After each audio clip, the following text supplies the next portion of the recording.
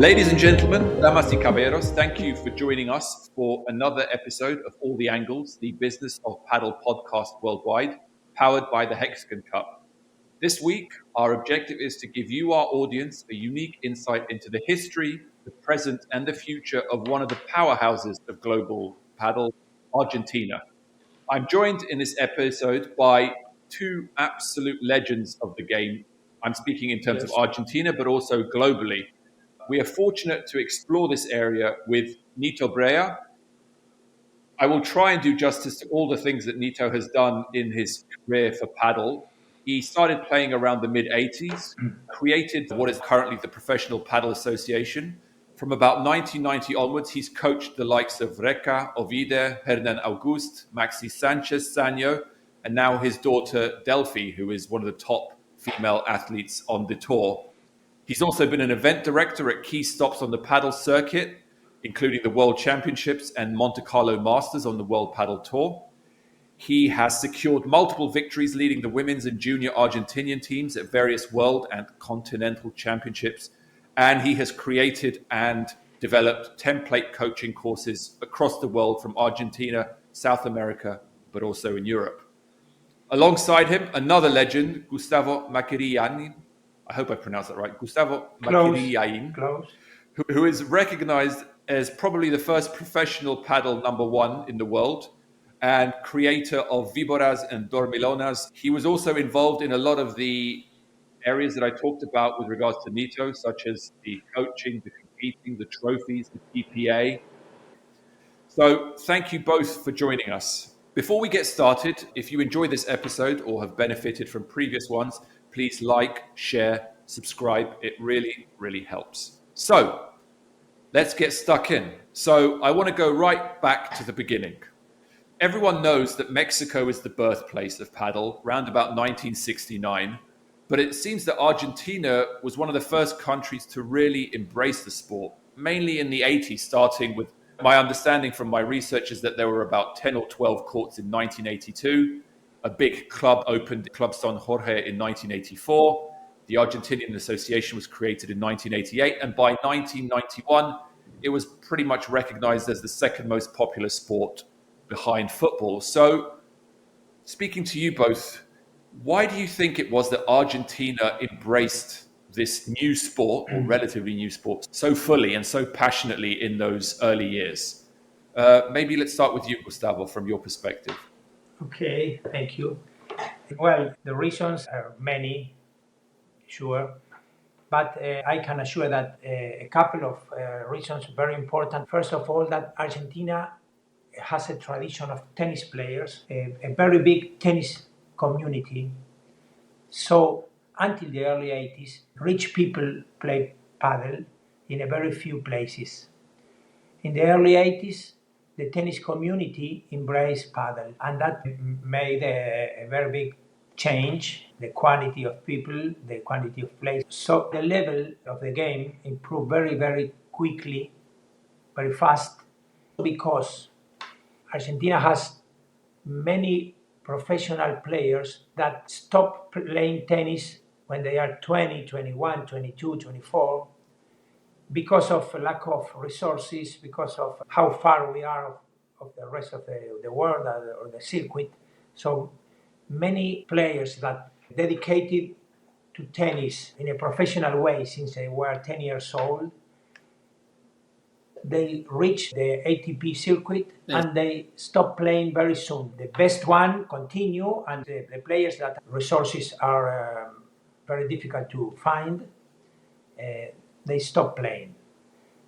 When padel appears, they find in padel a way to continue competing. In Argentina, you can find that the best 20 players in the early 80s until 2015, I think, with some exceptions, of course, they were tennis players that reached the ATP circuit and stopped playing. So the level improved very quickly. They don't know how to play the walls, but with the serve and volley and tennis skills and mental toughness was enough in that moment. Very, very quickly, could give a nice show. So that also helps. People say, oh, this is a nice sport, because there were tennis players that hit great smashes and volleys and make a good show in 1 year or 2 years. I think that is one of the reasons why Argentina embraced the sport very, very fast, because the very big tennis community and good players with nothing to do, very young. Nito, how would you expand on that? And also, I'm interested with this idea that it started off as a sport for the rich, almost like a country club concept, and then that surely evolved. And I was wondering, what was the key to that change from it being seen as or being played as an elitist sport to a sport of the masses, sport of the people? I totally agree with Gustavo, and I want to add, because I think that after this tennis community of players, Argentina was in a big crisis, and padel always have a great development in all the world, around the world, after crisis. At the end of the 80s, we have a crisis, and there are a lot of factories with problems that start putting paddle courts, because was a great business at the beginning, and here in Argentina start increasing and growing as a business, not as a sport. No? So we start putting a lot of courts paddle everywhere, here in the middle of the city, all around. Now it's impossible to put a paddle court in the same locations. Yes. It also a reason, because the paddle it was classified as a short-term business. So if you have a piece of land, if you have a factory that it's empty, you can put paddle courts. You will have your money back in 1 or 2 years, and then we see when the national economy it's okay. I can get out the paddle courts and I can make the building, or I can reopen the factory. That was the problem in the middle of the 90s. You see everywhere that the paddle courts are not there anymore. Paddle is dying. So at the beginning, in the 80s, it was a sport for the rich. In the early 80s, in the 70s and the early 80s, it was of rich people. In 84, 83, it started to play the tennis community. Mm-hmm. And in the late 80s, 89, 90, it became popular. So you mentioned that in the late 80s, they built a lot of courts because there was a lot of real estate and factories that were empty or couldn't be filled. But what happened on the other side of that? Was there a point where there were too many paddle courts, or was there a point where they couldn't fill the paddle courts, or was there a point where actually the owners of the property said, well, now you need to leave, we need to kick out all the paddle courts? Was there a contraction? It's true that the offer of courts exceed the demand. They don't know until when the demand remain, and they say, well, in 1 or 2 years I have my money back. So they go and go and go with courts. And in crisis you don't have in crisis you don't have too many different business to invest. So paddle was a great. Almost everyone who plays paddle love the sport. Almost everyone. But it's true that there are many people that is behind fashion. So appear something new and change something new. They arrive to paddle, they like paddle, but then they say, well, now I'm going to make a kite surf. So some of the new players will disappear no matter what you do, because the fashion effect, at least what I saw in Argentina. But I think that something similar is happening, because I heard that in Sweden they make many new clubs and many courts, and now they say, oh, I can't pay the rent. Maybe they think that people that arrive to paddle will remain in paddle, and that's not true. No matter you like it and very much, but some people is changing. It's changing, and they start golf, now start paddle, and trying new things. So you can't count with that people forever. So when the financial crises occurred in Argentina and there was this empty real estate or cheap real estate where you could build paddle courts, these paddle courts that were being built, they were the concrete paddle Yes. courts, right? With the concrete floor, concrete walls, no glass. Most of them are still Yeah. there, and people is playing with concrete floor or maybe with a carpet, but with the walls. It's the same sport. Yeah. Nothing different. Very, very few differences.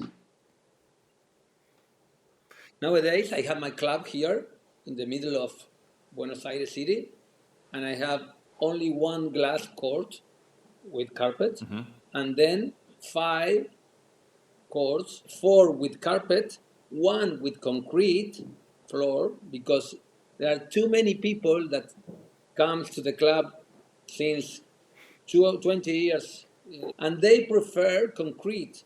But these 5 courts are with walls, not with glass. So there are too many courts here that the old clubs still have walls with a carpet, but with walls.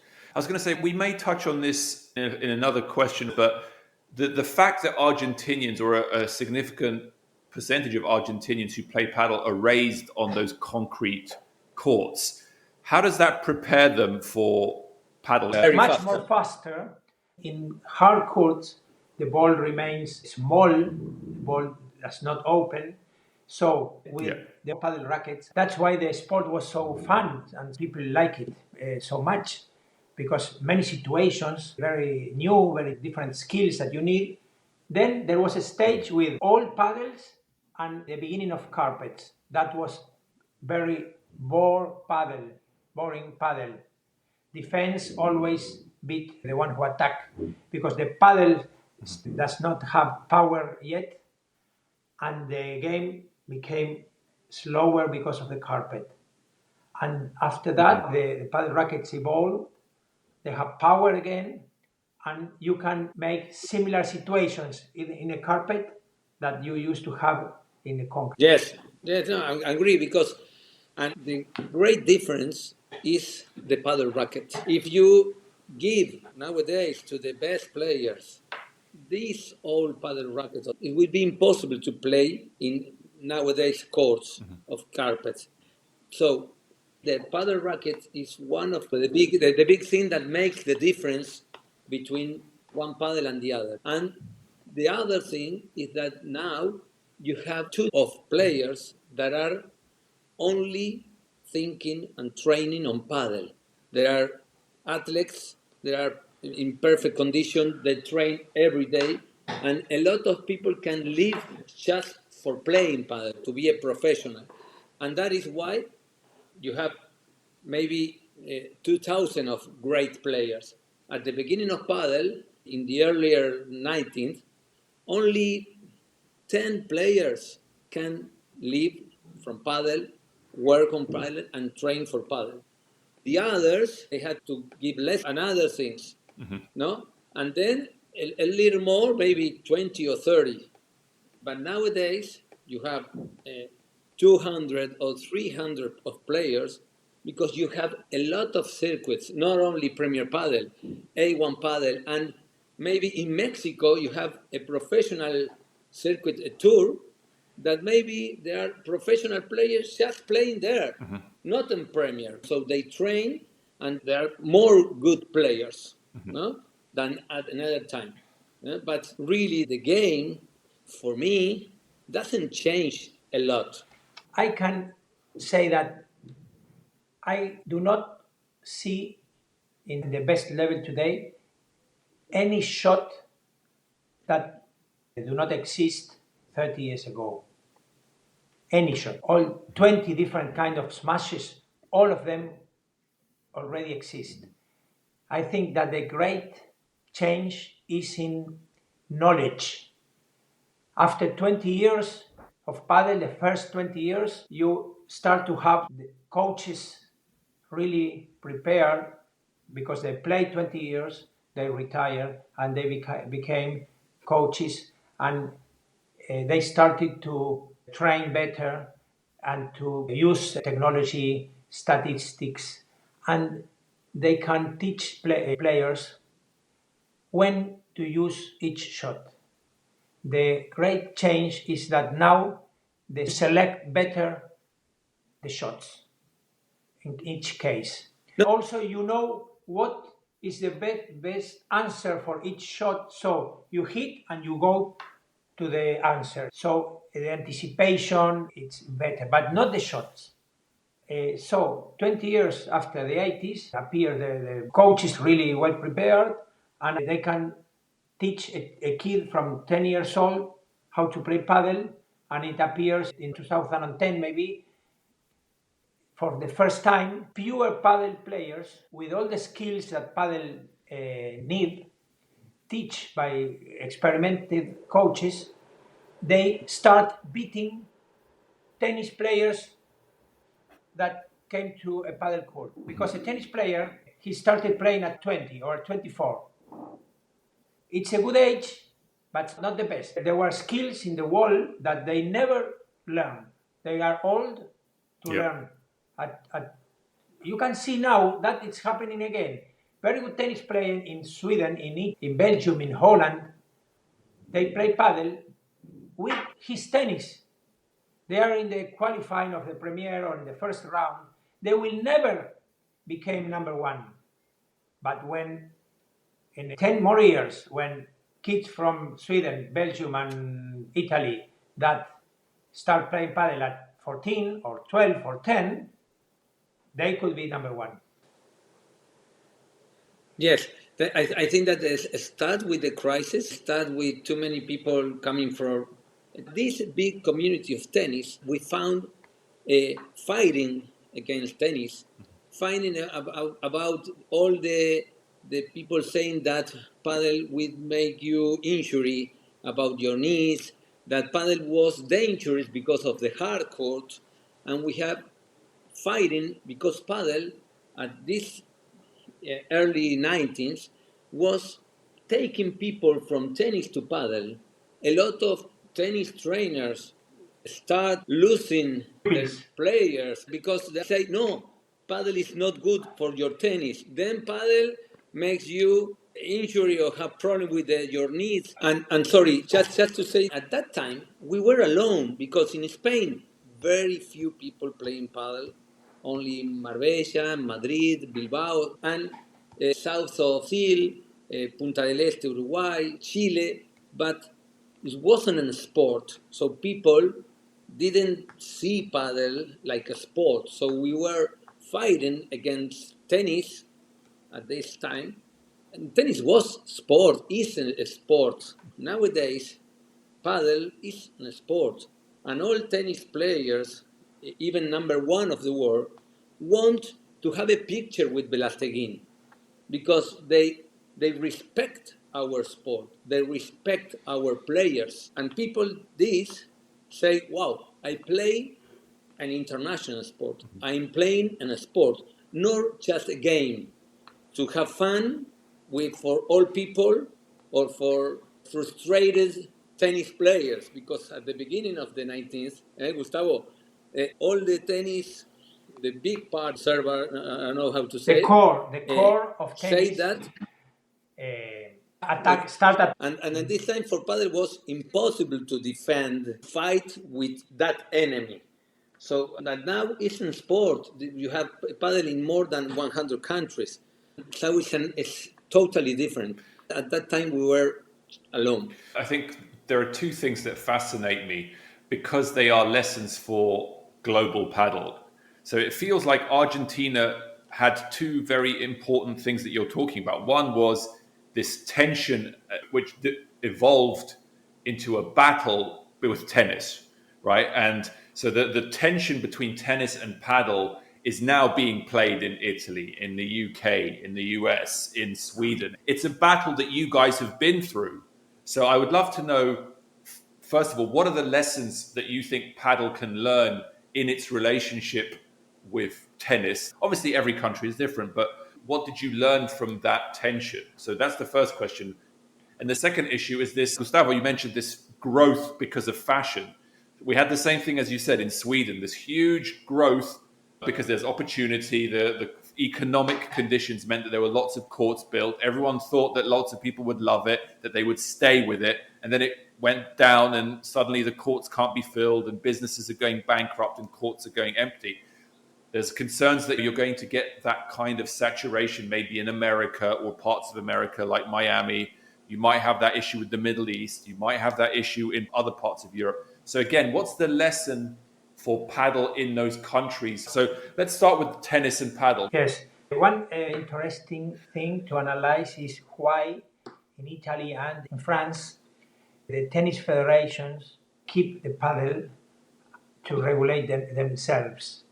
Why? Because they saw them as an enemy. It's better that I have it, I regulate how they grow, or it's a good business, I want to be part of the business. But that's one of the things to be aware. I think that in Argentina, one of the problems that we had when paddle start to decrease was the weakness of the institutions. The Padel Association was very, very weak. I was a member, founder of the Argentina Padel Association. I wrote the first rules of playing and rules of the construction of a court. I was one of the 15 members in Argentina. We never paid attention to make a strong association. That when the crisis started, because, for example, we had one TV program, we had some places in the most important newspapers those years. When the sponsor disappeared, place in the newspaper wasn't there anymore. The program disappeared. The association could solve that. We said if the association had resources, the association can pay for the ad and until the crisis passed, save those places where you can continue have notices of paddle. In Argentina, maybe you have 1 million people playing and you have 10,000 licenses. I think that the health of the institutions is something that you have to be aware. It's a mistake not to repeat. Also. I'm very worried about the professional circuit. For example, I think that the players, the PPA, the Professional Players Association, was created too late and it's always running behind the demands.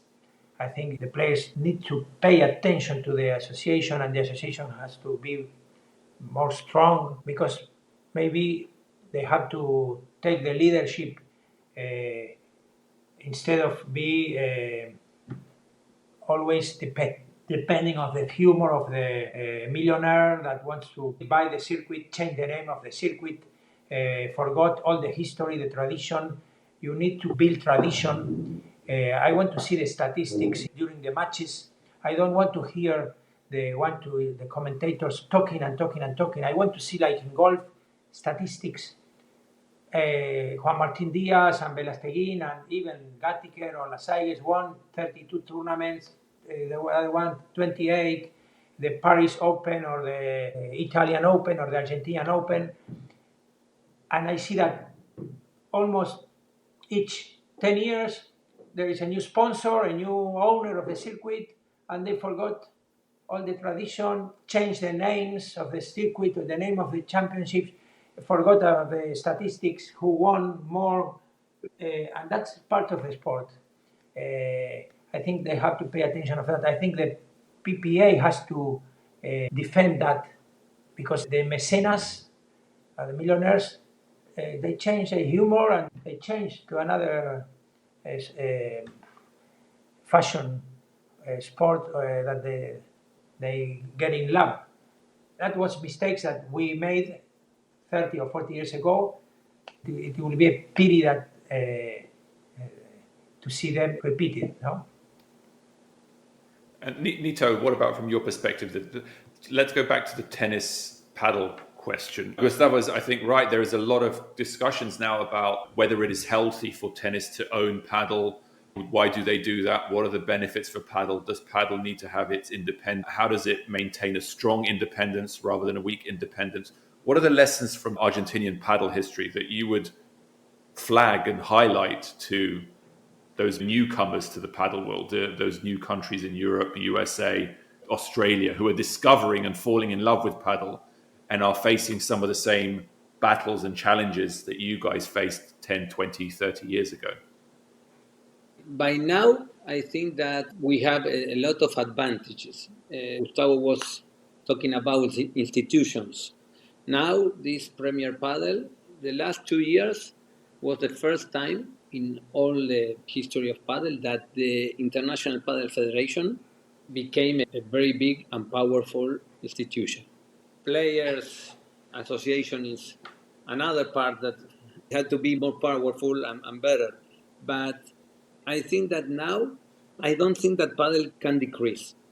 Even if the mecenas move to another sport or another thing, Padel has been growing as a sport. I like more history recognized in Padel. I don't like to paddle in very traditional tennis places.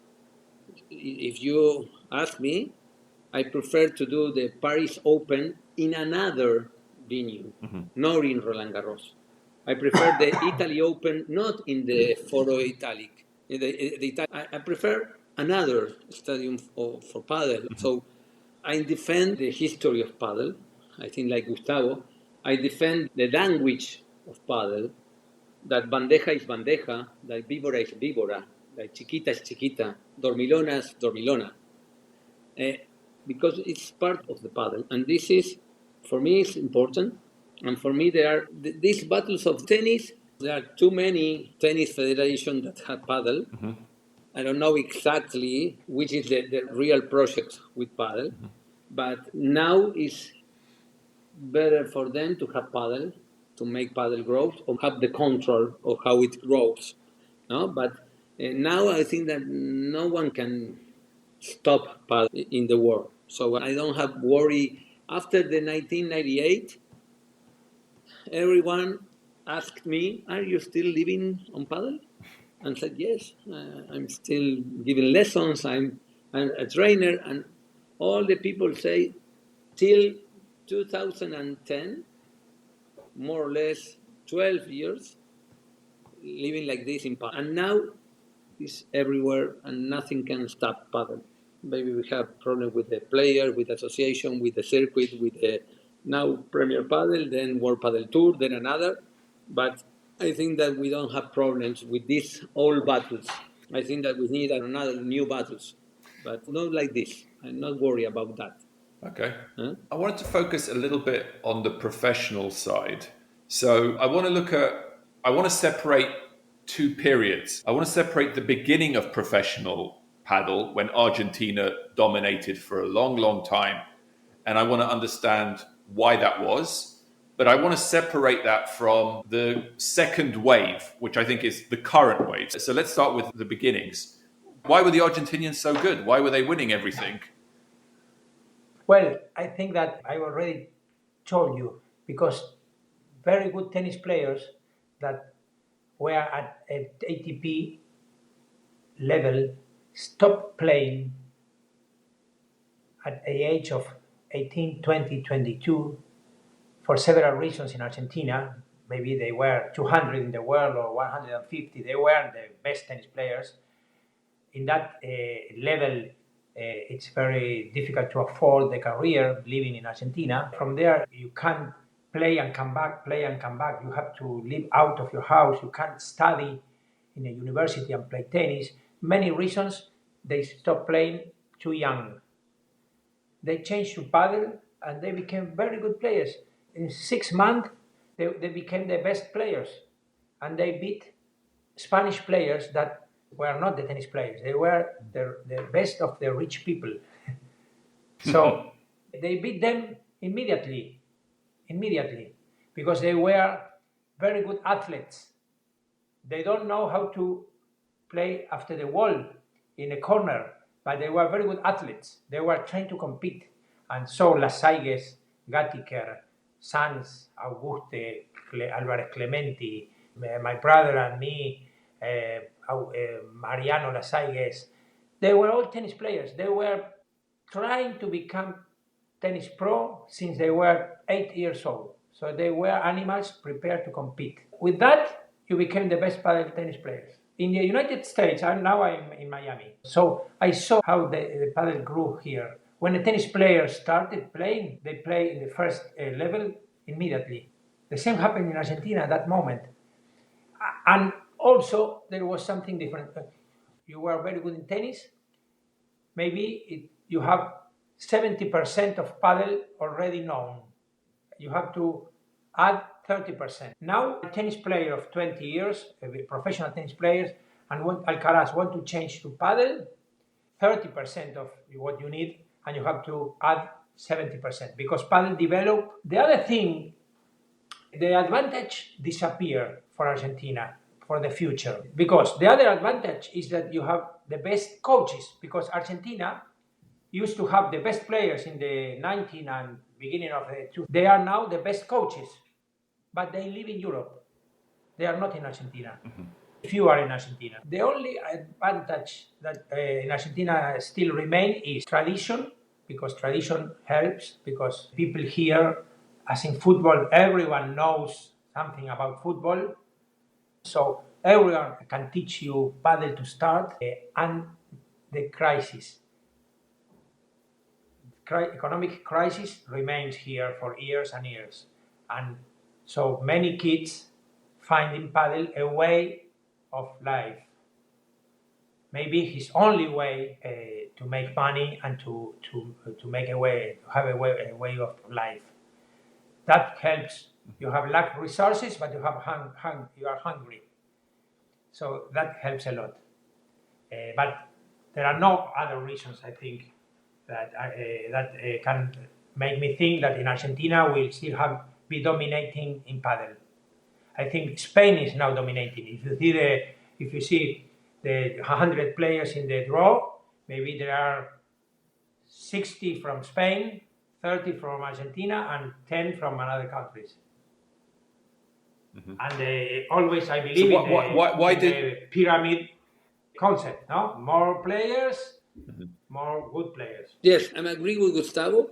I only add that in the beginning of the 19th, in Argentina, became a professional sport. The best players start earning a good money.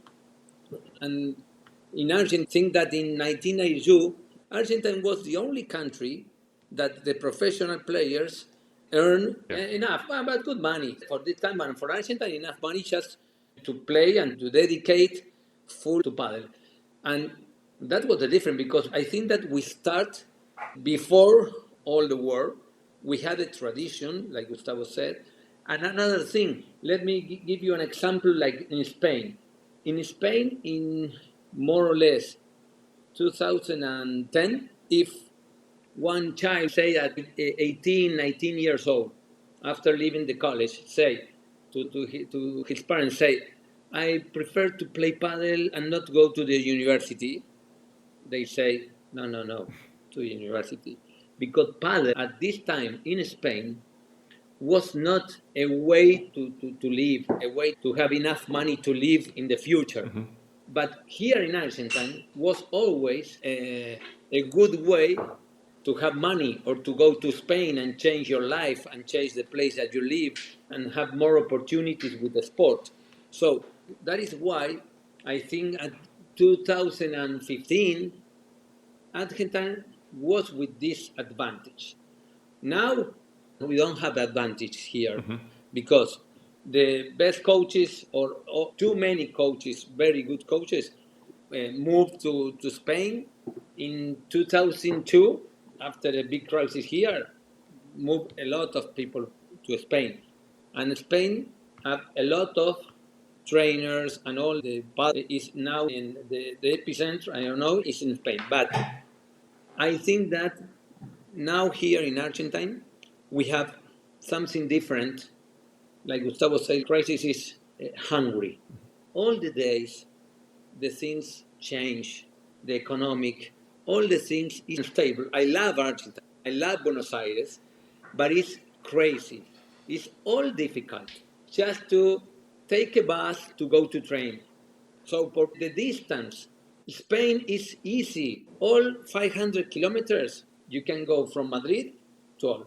Here in Argentina, we have 2,500 kilometers from Buenos Aires to the north. So it's a very difficult country, unstable, and it's common for us to play against everything. And every day, hard times create strong people, no? And we live in hard times since yes, we were born. And sometimes yes. you find in So football, that in is soccer, or in paddle, or in tennis, the only way out. Well, it's not the best for the society, but it helps develop a new paddle star, maybe. just to finish. Even my daughter, I need to travel and to move with her at her 15 years old. And there are too many players that made the same. And this is, you are leaving your family, you're leaving your friends. And when you are playing against other guy that they didn't need to leave anything because he's at 10 minutes from his house or maybe 1 hour, you have more powerful, you have more strongest because you say, I need to beat this guy because I left all this behind just to be here, just to beat him. I cannot lose. So you are stronger. And I think that the tradition, the coaches, and all this make all Argentine players different with this spirit. I think that this make us different, but because of our disadvantage.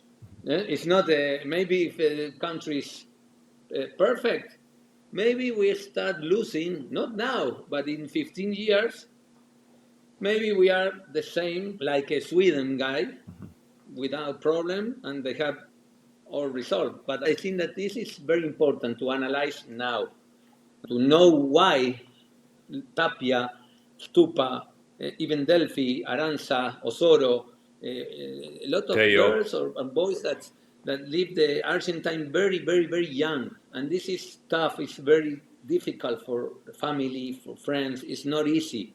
So that is a problem that becomes an advantage. So I'm conscious that I've had you on for quite a while, and I apologize if we're going too long. But obviously, the last question will be about the future. But I would love to, because this is a business podcast, I'd love to understand from your perspective, what can Argentina continue to offer the world? Where is Argentina the best? What is Argentina's offering to the world today of paddle? And then the reflection is, what benefits could Argentina get from other parts of the world? So what does it offer the outside world? And what does it need from the outside world? So Nito, why don't you start with those two questions?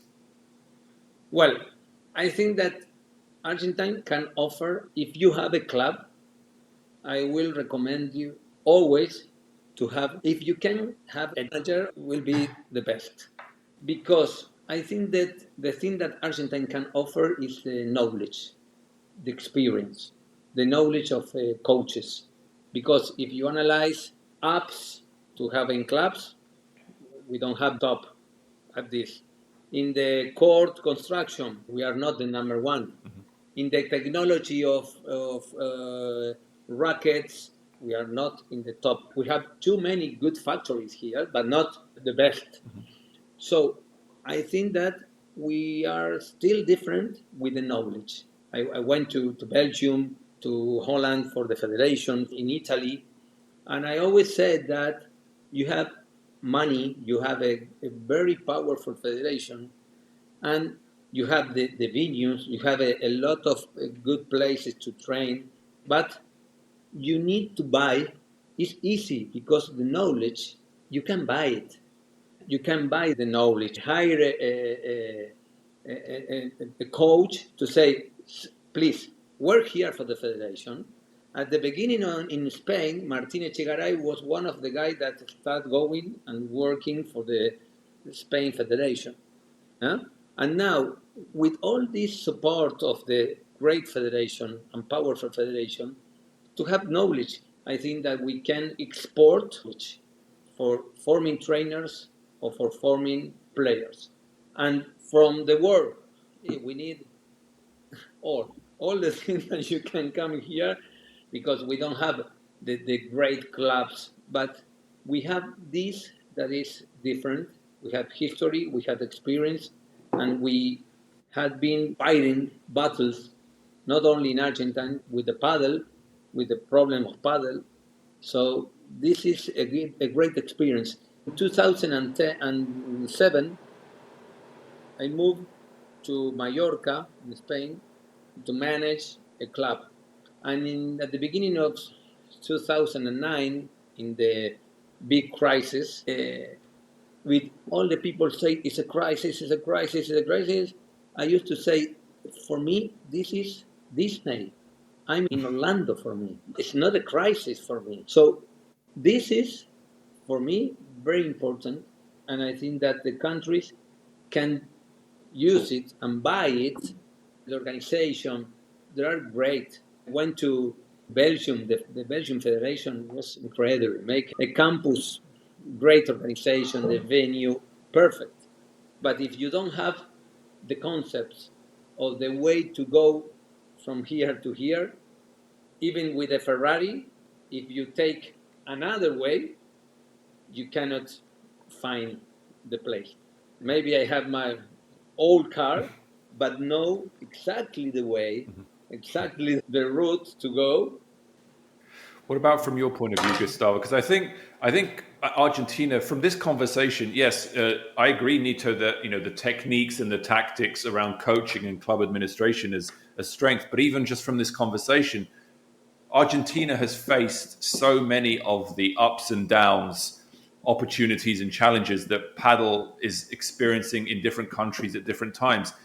The journey that Sweden is going through, or the journey that Miami is going through, or the journey that the Middle East is going through, they're not unique. They are just versions or similar versions to what Argentina experienced 10, 20, 30 years ago in business, in administration, in governance, in politics, in funding.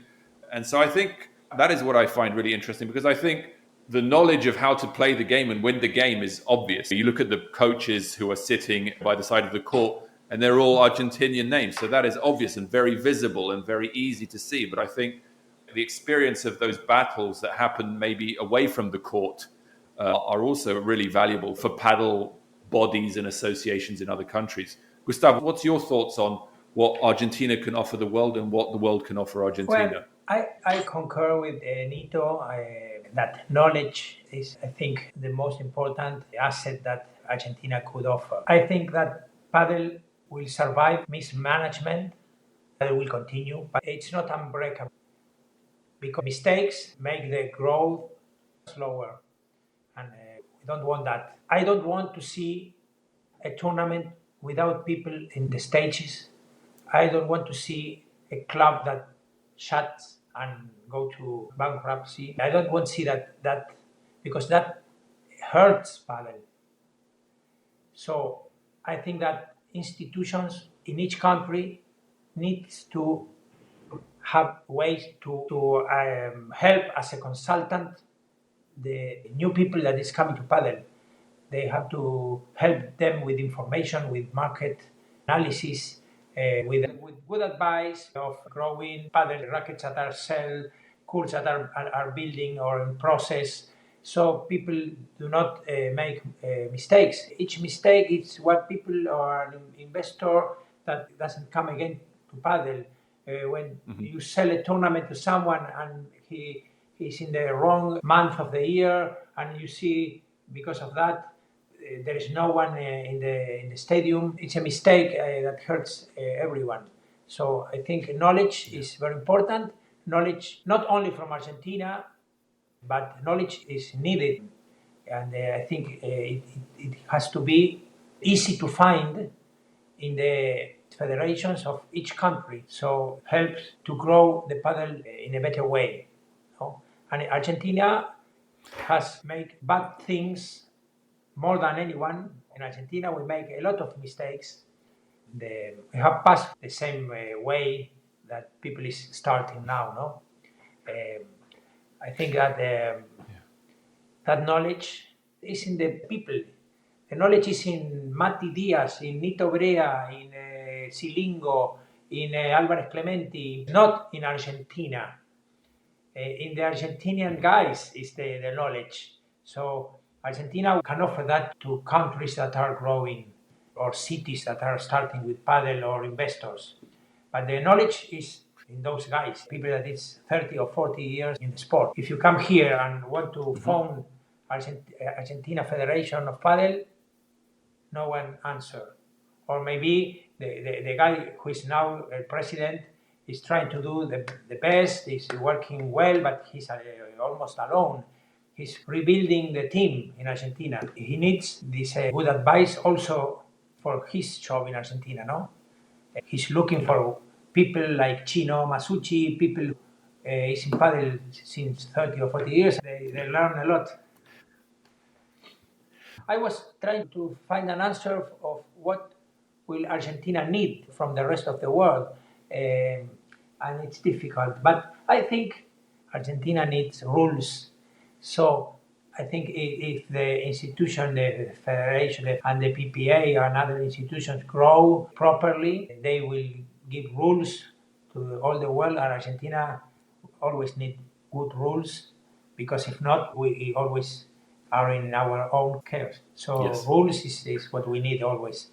My last question to both of you is the future. Obviously, no one knows the future, but what do you think is the future of paddle in Argentina for the next 10, 15 years? Professionally, at the top level, but also just the sport in the grassroots among the people in the community. Is it going to grow? Is it going to struggle? Is it going to evolve? Does Argentina maintain its position at the top of the professional rankings? What do you see for the future in paddle? I think now it's growing. There are too many clubs that are opening everywhere in the country. Padel is growing. Here we have the opportunity to watch the tournament. All the kids can watch the tournament. All the kids can want to be Tapia, want to be Delphi, want to be Stupa. So we have many good players that can inspire a lot of kids here. There are many people playing here. I don't believe that the country can change the economic, macroeconomic Situation. Possibilities for situation. But the situation that we have now, the reality here in Padel now is good, has a good health. And I think that will be growing. Mm-hmm. And I think that is a very strange country.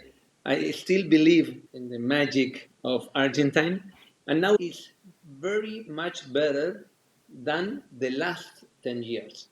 So if we analyze from the 2020, 2030, these years will be very, very much better than from 2010 to 2020.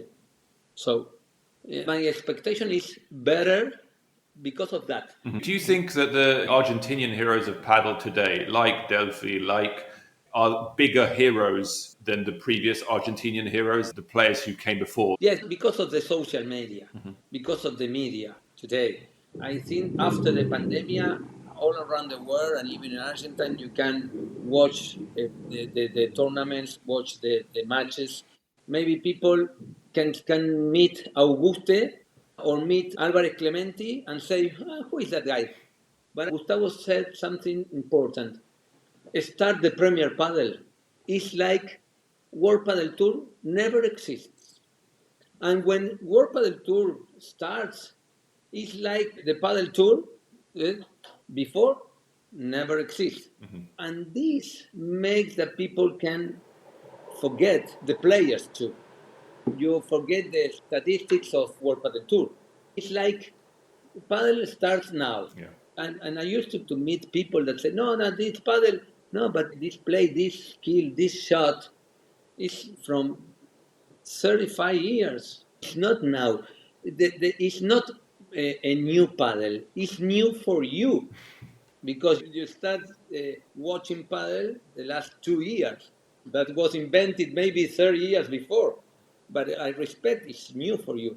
But I think that it depends on this. I think these guys, Tapia, Delphi, Chingotto, Martin Dineno, Stupa, they moved to Spain in a very difficult moment here in Argentina.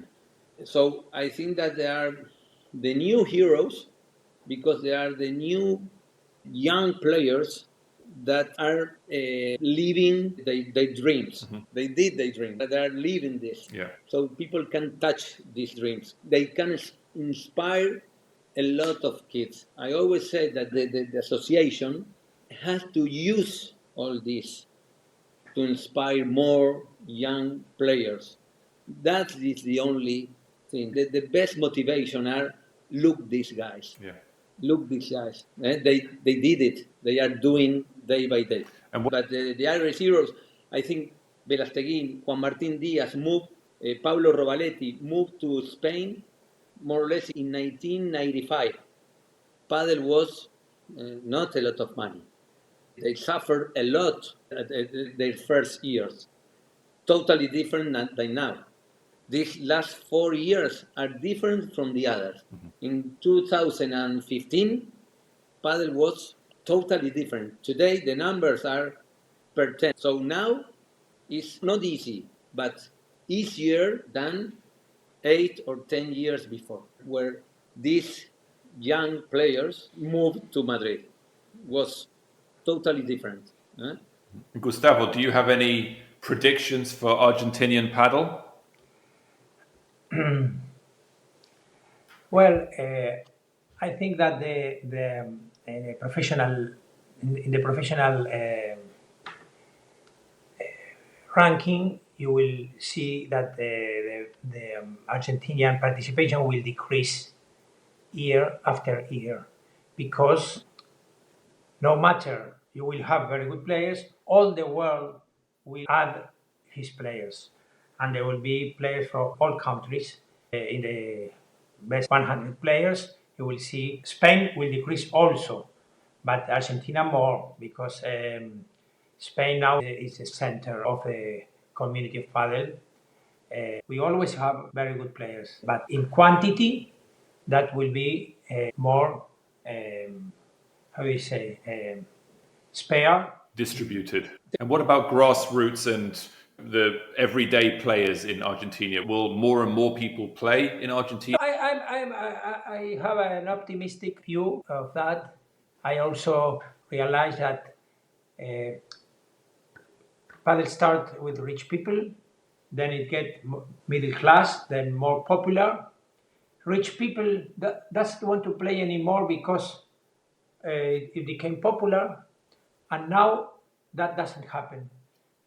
Rich people is playing in his houses because they see Messi playing, they think everyone plays, so they came again to padel, so everyone is playing padel. Men and women, everyone. So I think that it's better than 30 years ago or 40 years ago. It's one of the best sports. The reasons are real reasons that people love padel. It's very difficult to play tennis. Tennis used to be that sport that people learned for the whole life. And now we realize that you can't continue play tennis when you are old, when you play once in a while. So padel took that place. Squash is very difficult. In the United States, you can see that pickleball arrived before padel. You really need a sport easier than tennis. Well, who is ready? Pickleball, come here. Now padel is coming and you have to fight against pickleball. But the reason is that tennis is too difficult to play, and if you do not play, if you are in good shape, if you do not play regularly twice a week, padel is going to occupy that position in all the world and pickleball in the United States. Padel will need some more years, but padel is much better than pickleball, much better sport than pickleball, but need more infrastructure. So pickleball, you put the net, you paint the lines, and you play. Padel need an effort, no? To find places, to got the permits to build the infrastructure. So it will be slower in the United States, but all around the world, no one will stop padel. Yeah. Well, I mean, that's a good place to stop this episode. I should say again, please like, share, and subscribe if the content was thought-provoking. Please comment on LinkedIn, on Twitter, if you have any recommendations around the format, topics, speakers. Thank you, Gustavo and Nito, for joining. I really, truly appreciate you jumping on for this whole session and sharing your expertise and your experiences and your lessons. It seems like the world has a lot to learn from everything that Argentina has been through, everything, as you say, that the people who have been driving the Argentinian paddle scene have experienced and learned. So thank you so much. We will keep doing our best to cover all the angles of the business around paddle, episode after episode. So until the next one, thank you very much.